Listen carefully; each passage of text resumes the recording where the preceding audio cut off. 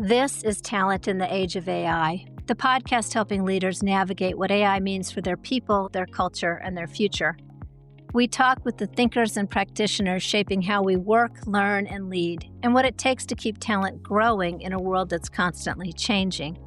We create, curate, and connect the insights and the community that helps leaders build AI confidence in themselves and in their teams. Let's dive in. Welcome to the Talent in the Age of AI podcast. Talent in the Age of AI is where we discuss how AI is working in talent development, HR, and the executive leadership sphere. And our partner in bringing this podcast to you is Brianna Jovan and her company, What's Good Productions. They're a real asset and partner to us, whom I recommend. My guest today is Rich Douglas. He's the principal of Rich Douglas Consulting and the former executive director of the Human Capital Lab. You know Rich from that audience, and he's brought us insightful podcasts in the past and good information in his consulting company. So we're so happy to have you here today with us, Rich. Well, thank you, Wendy. Glad to be here. Well, also, I should say that Rich is on our board of advisors for Talent in the Age of AI. We couldn't have launched this company without his great insights and strategic mind. So I appreciate you being on that board with us to help me in particular. And so I think we're going to give this a working title of AI's Transformative Opportunities for Preparing Your Workforce. And if that sounds like that's a good launch to what you want to talk with us about today, take it away. I really do.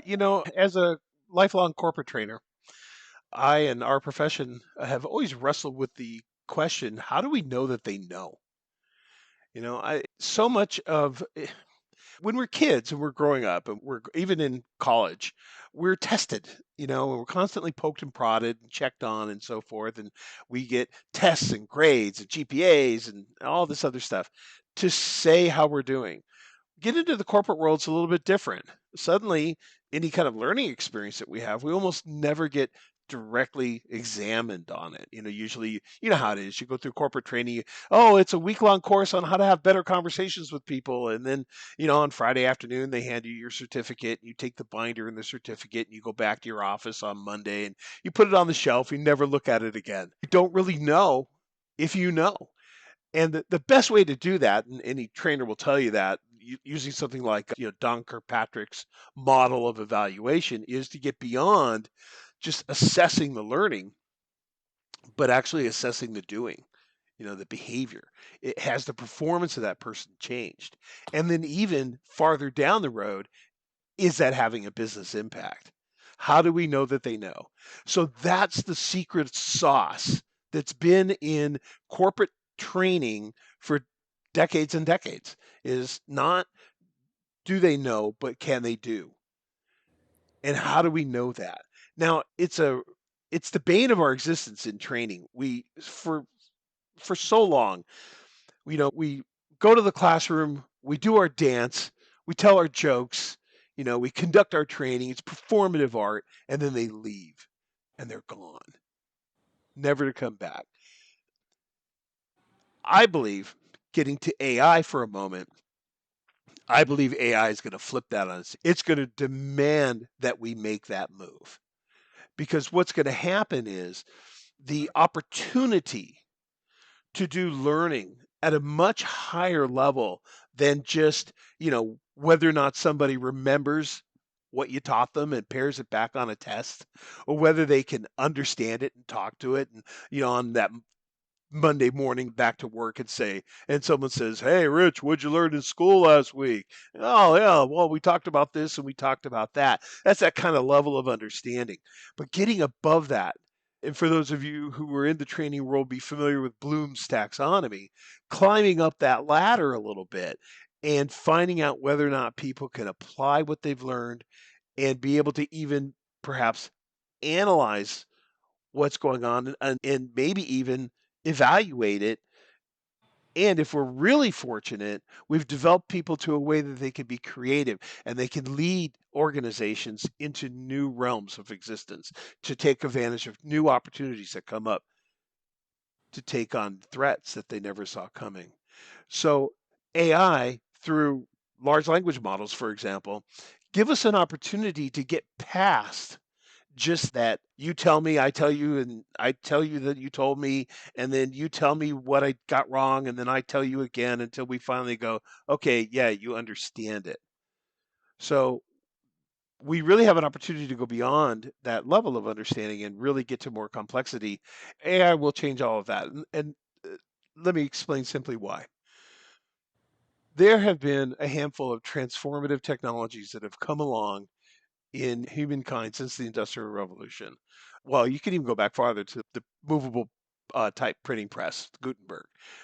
But the Industrial Revolution has seen a really rapid speed up of that process. We're seeing more and more technologies, and this has continued for the last 150 years since the Industrial Revolution began. Most recently, I would offer that the telephone was hugely transformative. It absolutely took away other forms of communication. Another one was the development of the World Wide Web laid on top of the internet, where now, think about it. If you've been around for a while, think about how everything is pushed through the internet, including this experience we're sharing today. Everything's pushed through the internet, and we just take it for granted that it'll be there, that we can do what we can do. In fact, if you can't work through the internet, you often can't get things done. My wife will call it a do-it-yourself world, where so much has been shifted to the individual consumer because of our ability to access these technologies almost seamlessly. Some people think the iPhone was a form of transformative technology. I disagree. I think it just allowed us to do things better and smaller and walk around with it in our pocket, but we still engage the same way. AI is transformative. It's not just a matter of being able to easily look up things. It is driven in a way that is completely different from our previous engagements with the technology that underlies it, again, the internet.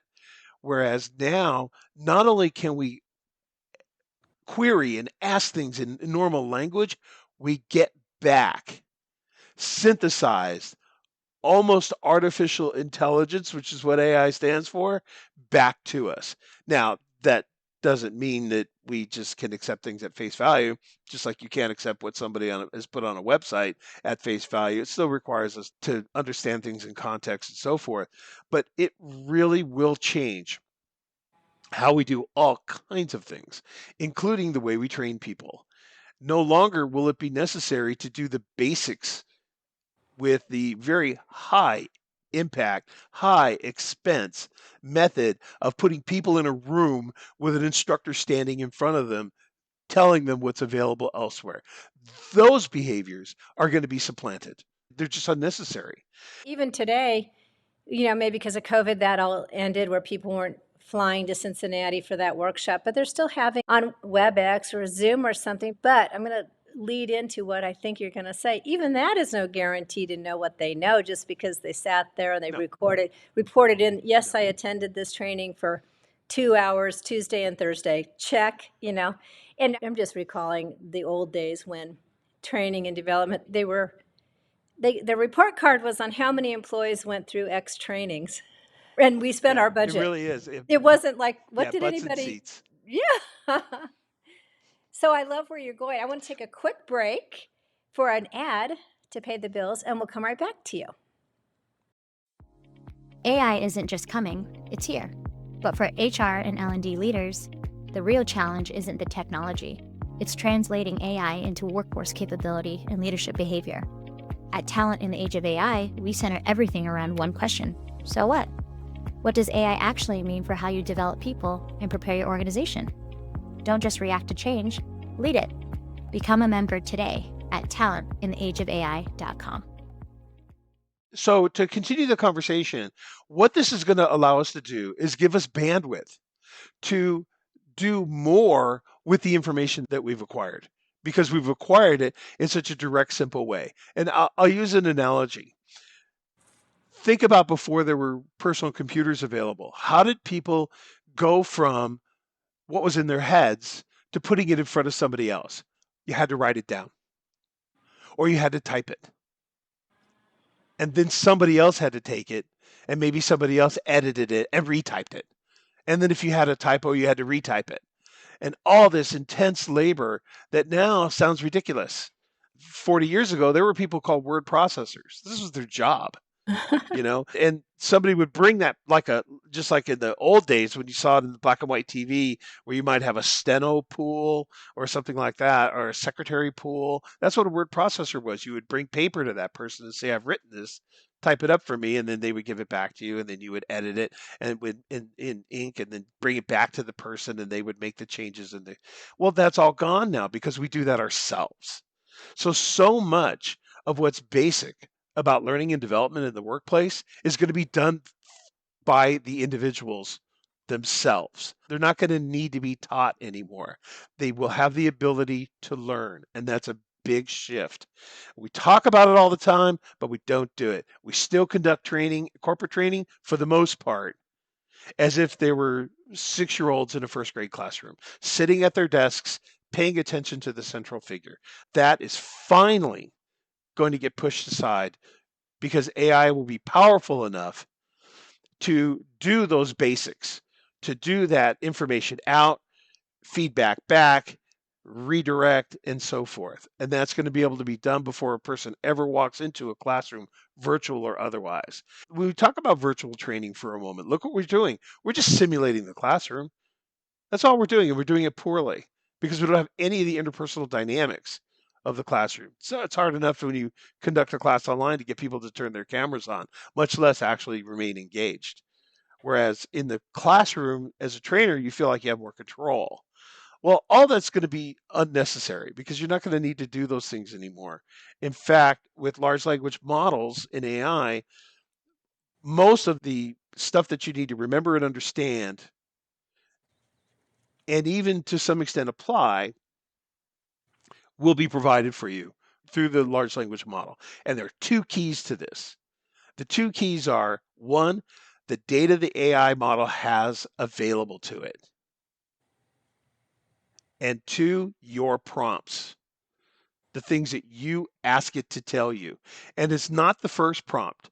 The first prompt typically is what you might type into a search bar on Google or Bing or whatever your choice, Go, whatever your choice is. But it's the follow-ups. It's the digging in deeper. The deeper you go, the more large language models, if they have access to good data, will be able to come back with complexity.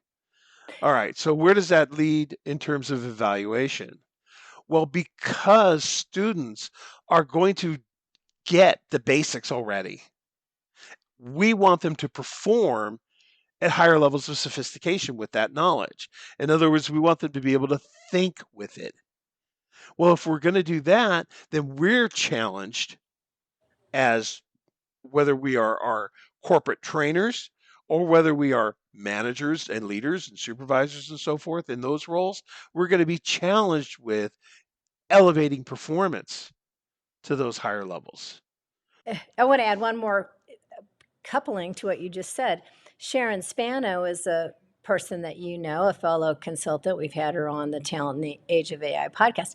She shared with me she spent 4 hours in a discussion back and forth with her AI board of directors, getting to the refinement of that first question. And so if we're impatient and we think it's that first prompt, to your point, it's not just better prompts, it's conversations and probing, right?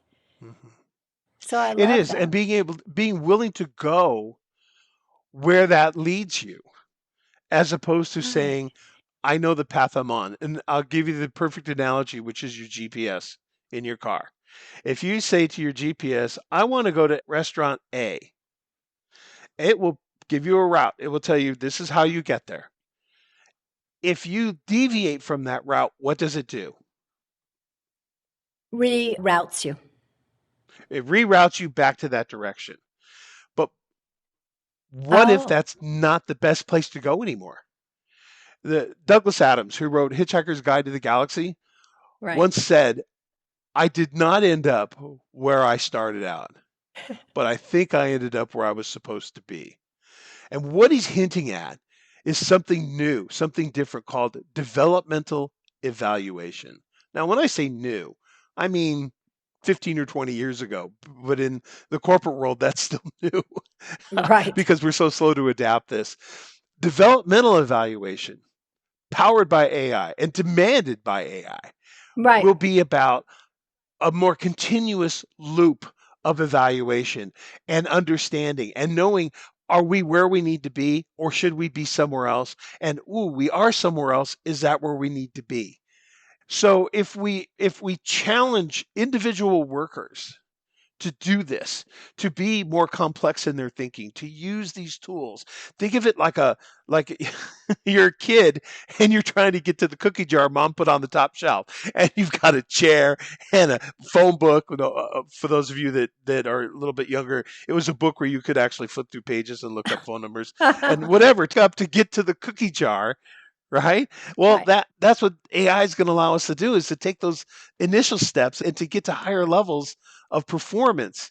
Now, you talked about pressure for a moment. If you are a mid manager, you're that VP level, or perhaps that's the manager level, you're feeling pressure from two ends. Yes, you're feeling pressure from the top, be more efficient and so forth. But you are also going to feel pressure from the bottom up, because a lot of your employees are going to be sophisticated. They're going to go after this. They're going to get ahead of this. They're going to get deeply involved in AI, and you are going to be pressured to stay ahead of them. I used to say in leadership development, sometimes you just have to be one step ahead of the people you lead. That's enough. Well, it's going to be a lot harder to do that, to be able to use these tools. You are absolutely right. It's statistically shown that employees want to use AI. They're just waiting to be led. They need their leader Yeah, to use it. And if you want to tell me how to use it at work, or what's allowed, or what are the rails, or what's our policy, then do it. But I'm going to use it. There are still companies that forbid use of AI at work, which I think is inane. Back to your point that it's this is the phenomenal. most powerful computer everybody has. So really stop it. But they're waiting for leaders to lead in this sphere, maybe more than ever before. I'm ancient. And so when I went through my MBA program, the idea of having computers on desks was relatively new and radical in the early 80s. And I remember my management of information systems instructor saying, you want to implement PCs in the workplace, put one on the boss's desk and have that boss work through that computer.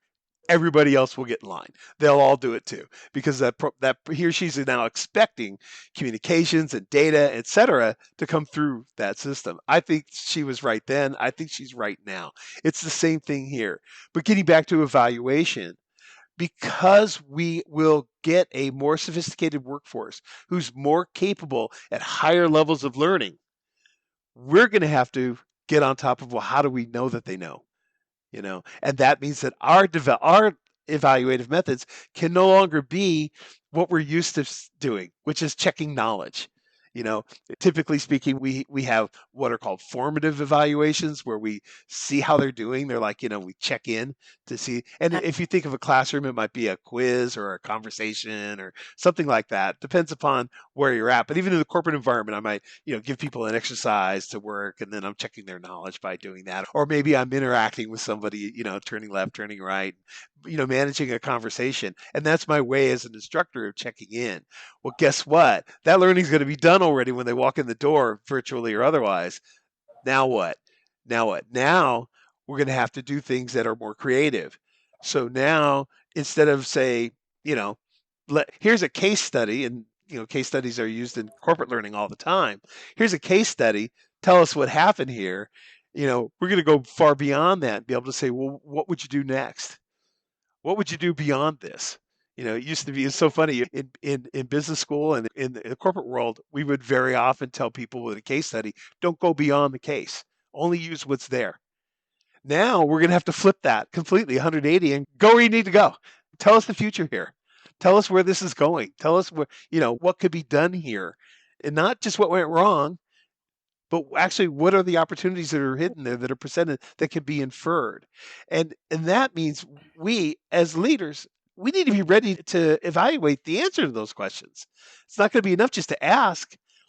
We'll Right. need to get on top of it and be able to, and that means learning these tools and being comfortable with them and being able to say, all right, I can demand more of people.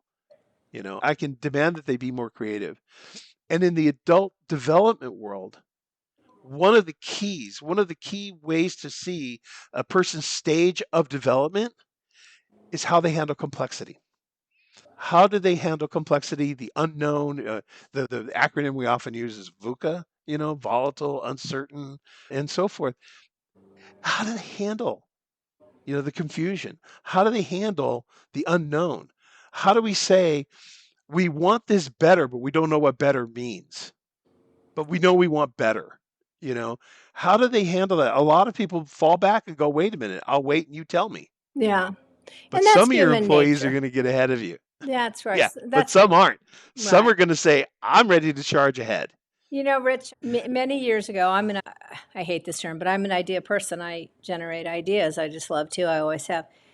I read that CEOs are all they do is solve problems all day long. They're about a problem, and they would just die for somebody to bring them an idea because Hmm. that's what's going to move the company forward and always has. Look at all these great global companies. They've always had the idea to die for. And this is going to enable that if a person is confident enough and adept enough at continuing the conversation, building the prompts, accepting what you just said. Maybe AI is going to serve you something that you didn't even expect, a route you didn't want to go to get to the cookie jar, but you're like, Yep. okay. The path in the rearview mirror was probably not the one you planned. And so, I mean, Lily Tomlin, the wonderful comedian, at once asked, "What would the world like if we all grew up to be what we wanted to be when we were 5?" A world of ballerinas and police officers and so forth.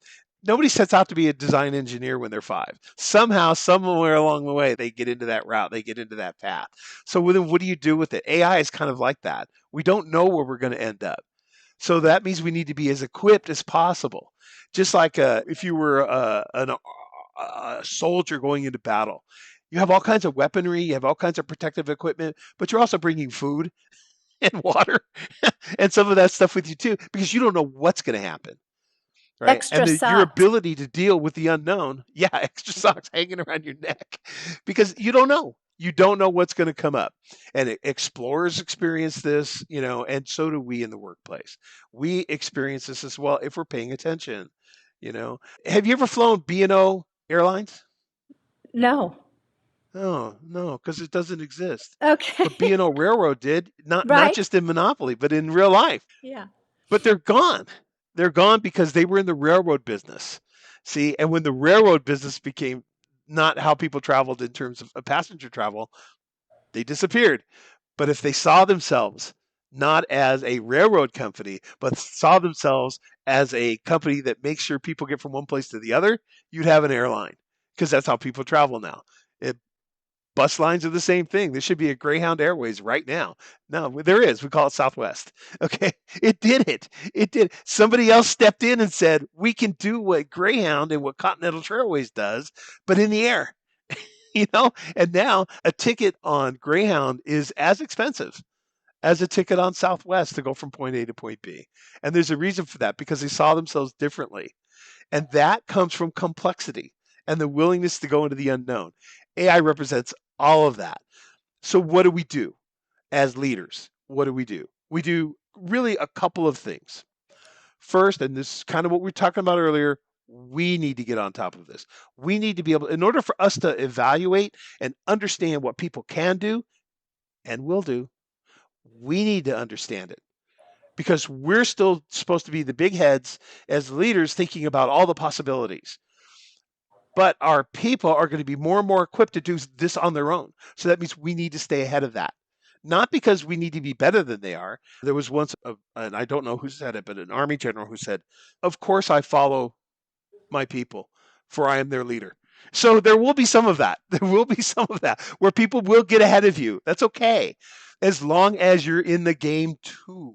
So learning AI, learning its potentials and its capabilities, and being sensitive to the ideas above, like in Bloom's taxonomy, where we talk about more sophisticated levels of learning and performance, being aware of that is key.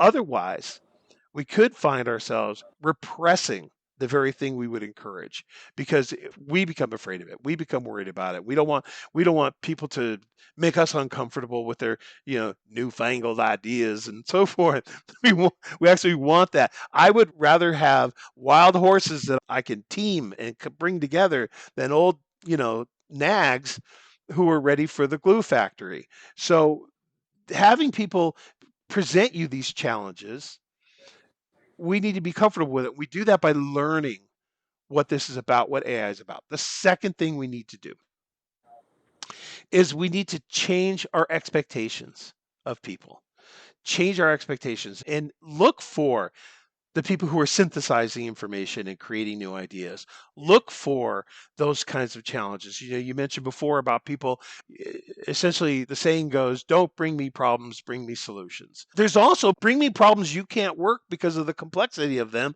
and we'll do them together. We'll team together and work these issues. So you can bring me problems that you can't solve. That's fine. But then we're going to team. We're going to work together on this. And that means that I, as the leader, I'm putting myself in that position for a moment, then I need to be not only about artificial intelligence, but comfortable with it, even with the things I don't yet know.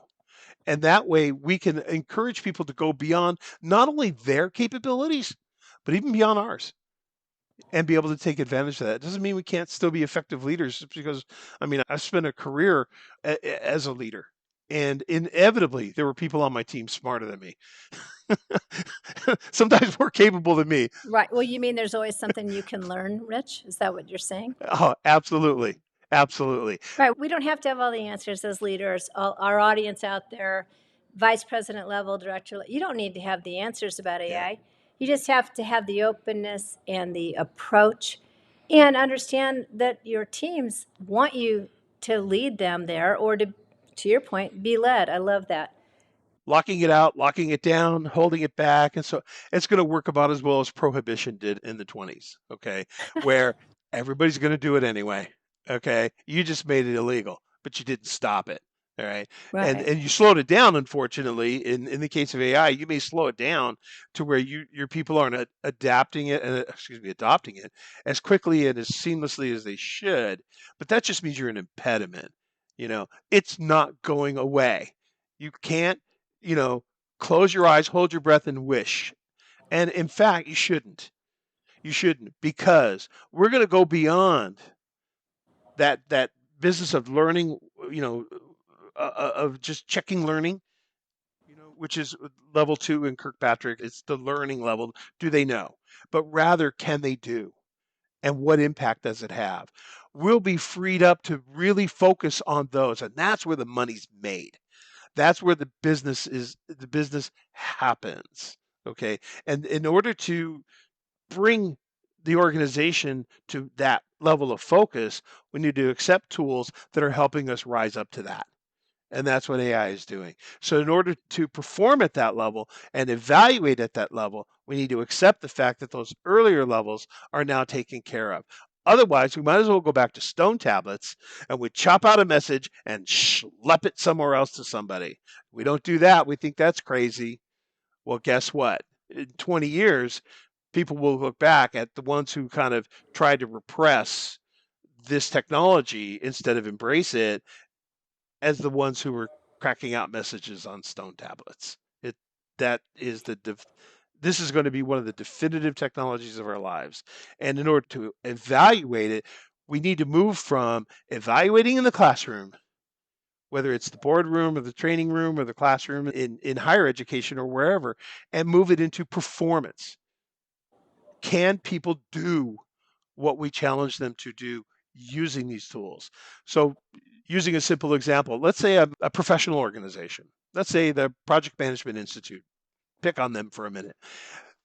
In order to get their designation, the project management professional, you have to qualify, you have to have experience, and you have to have some training, but you have to sit down for a test. And in order to pass that test, you have to go to this antiseptic room. It's practically like, well, actually, I know firsthand experience. It's harder to get into one of those rooms than it is to get into the CIA. Okay, I've done both. It's harder to go sit for an exam in one of those places, those testing centers, than it is to get in, like I said, to get in and have a classified conversation with a spy. As a result, we strip away everything that person could possibly have access to in their real lives. And we sit them in front of a computer with a mouse and we have them click answers. And if they click enough right answers, they're a project management professional. And this is not just the PMP. ATD does this, SHRM does this, every organization that I've ever had a professional credential does this. And it doesn't mean you can do it.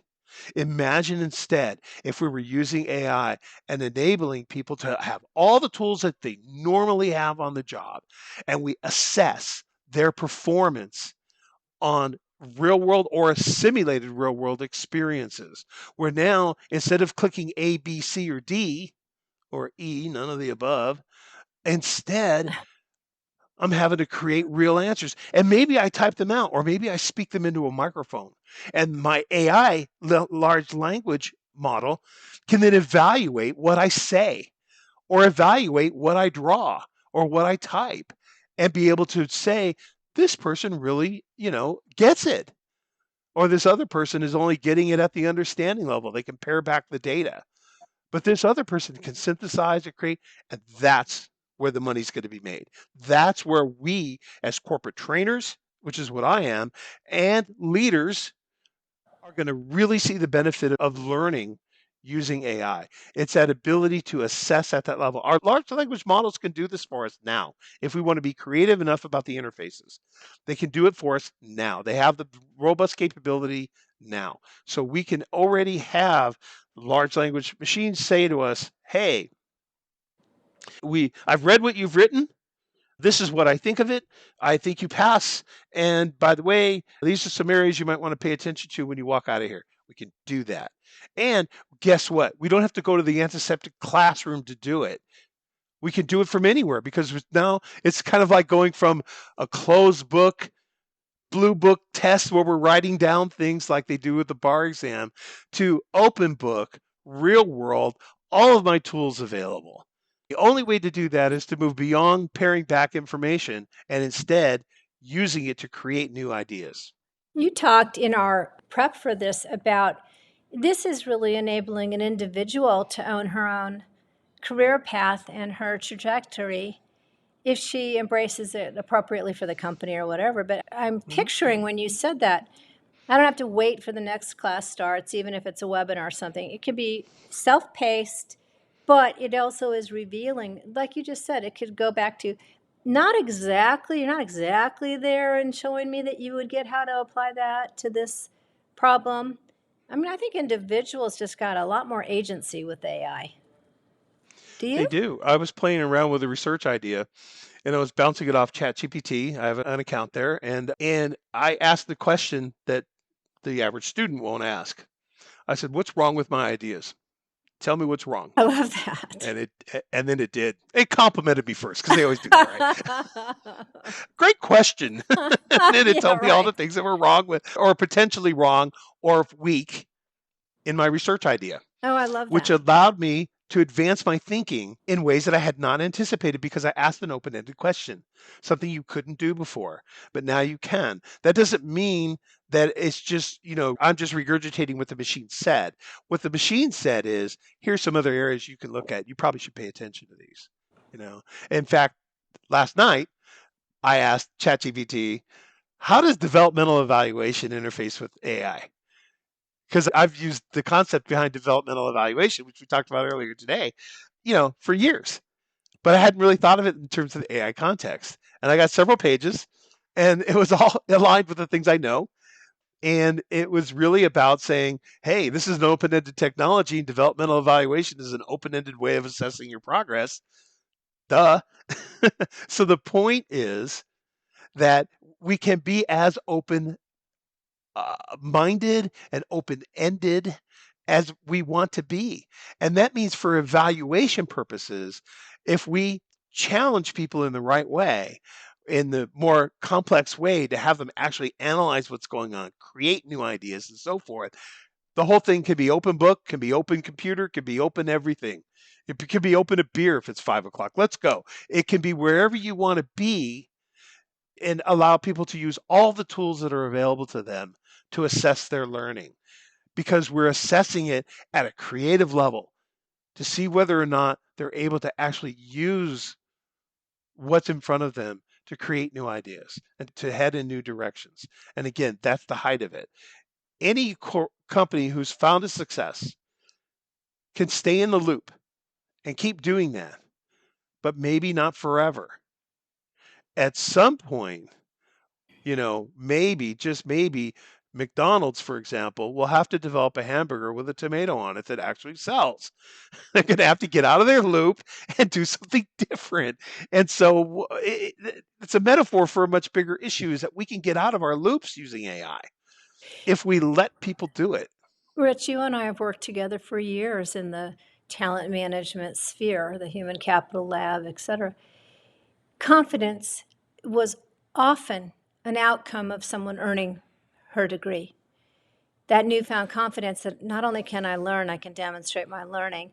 I have taught at the college level seniors at a renowned private university, and I might have been the first professor that had them present a 60-second radio commercial in front of the whole class, and their palms were sweaty and they just didn't think they could do it. By the end of the class, it was, So what I want to say is I think there are still a lot of people in organizations in the ranks who don't have that confidence to speak up in a meeting, ask a dumb question, right? There are no Yeah. dumb questions. But Oh, okay. AI and the language models, they allow me to ask a dumb question and Yeah, even good out point. there and make me feel stupid, but it's not a human, it's my friend on the other end. Like you just said, it said to you, great start, Rich, but it could be better. It's a safe space to bounce your ideas off of your board of directors online and get the response back. Maybe you gain confidence to walk into your VP's office the next day and say, I have this idea. It may not be perfect, but what do you think? That confidence is Yeah. underestimated throughout organizations and companies today, I think. Not everybody is Rich Douglas or Wendy Wiseman that just kind of says what we think. But I do remember being 26 years old, invited to a Wheels meeting and being so afraid to speak up. And when I finally got the courage to do it, and people looked at me like maybe I had something to add, I still remember that moment when it was bored in my brain. But the personal courage it required of me was immense. It's kind of funny. You're using AI as a mentor at that point. And Right. you're saying essentially, I can try these ideas out with this trusted person who's not going to go leaking it. Or, as you said, I'm in a board meeting or I'm in some sort of staff meeting or whatever. And I know that silence is safe. Silence is safe. Nobody's ever going to, what is it? What was the saying? If you're afraid of sounding ignorant, open your mouth and prove it. I mean, it's scary.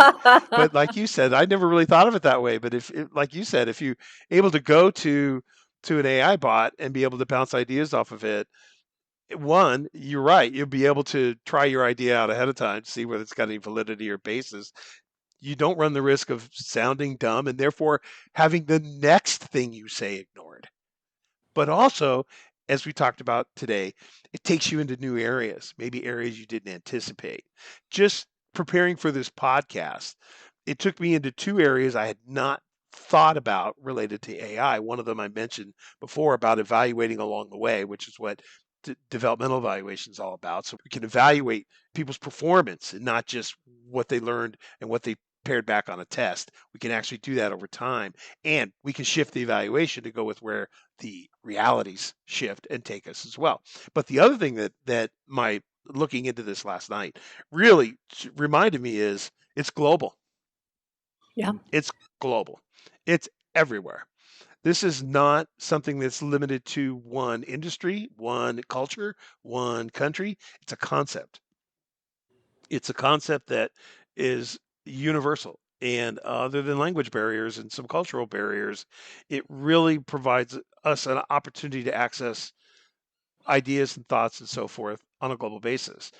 For example, As you know, I've done a little bit of doctoral research, and in doing that, in the old days, you used to have to learn one or two foreign languages, and the reason was so you could research history of your subject. You could research it in other cultures than your own.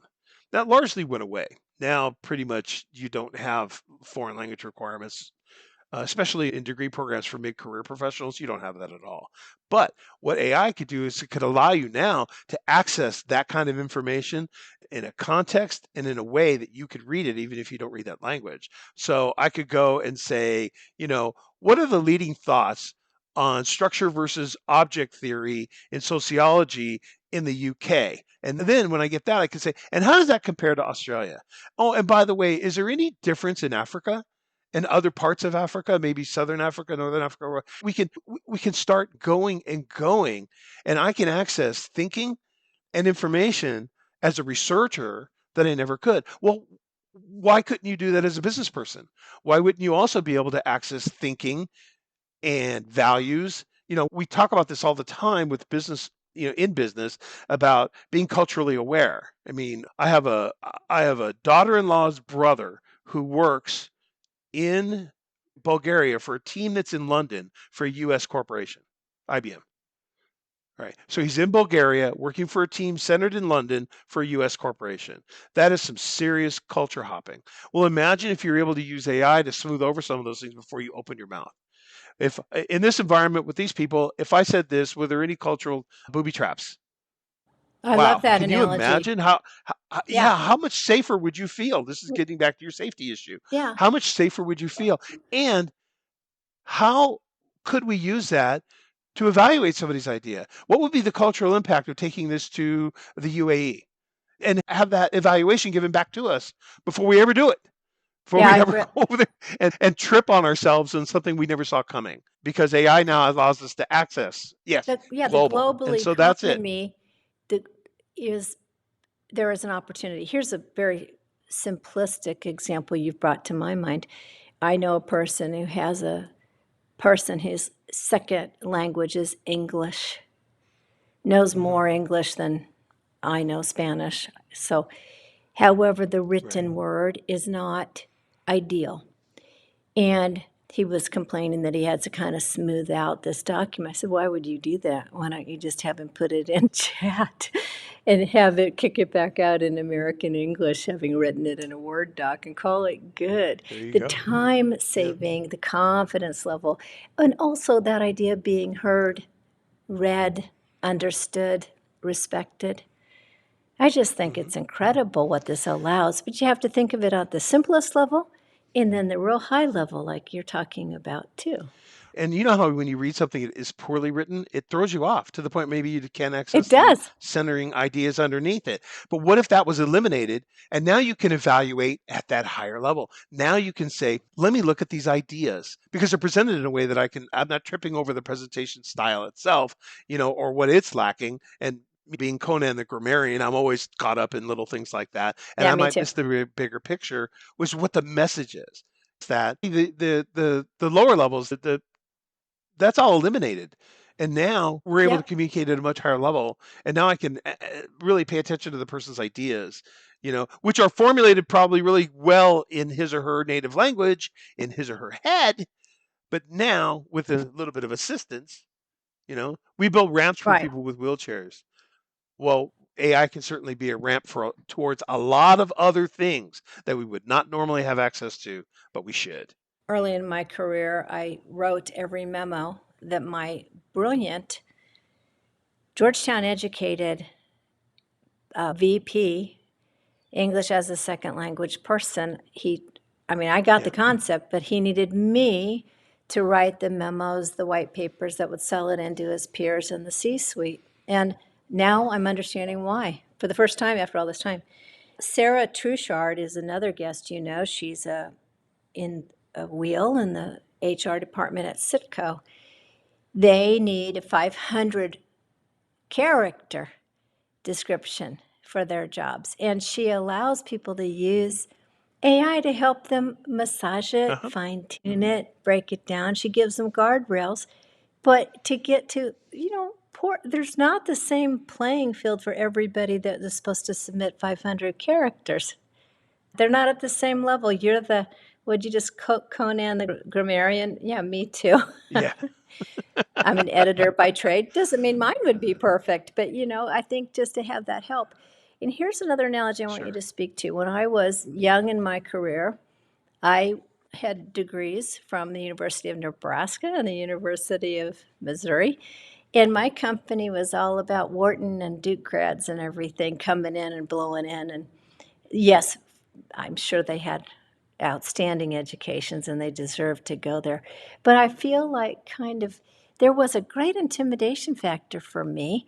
And my analogy, maybe, help me out here, Rich. Now they're hiring for AI prompt managers, AI adaption managers. They're bringing in these titles that are bound to intimidate other people sitting there going, well, what am I? Yeah. Right?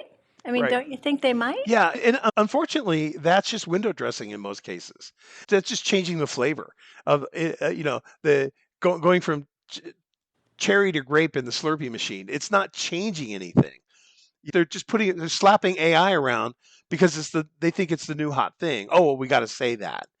Now, there's also some real work going on because, again, remember the two things that make large language machines or large language models go are the prompting and the data that it has access to. So there is some learning to be done on how to work these devices. So there is some of that. But in large part, you're going to see where it's being treated like a fad. It's not a fad. It is, as I said in the very beginning, it is a transformative technology.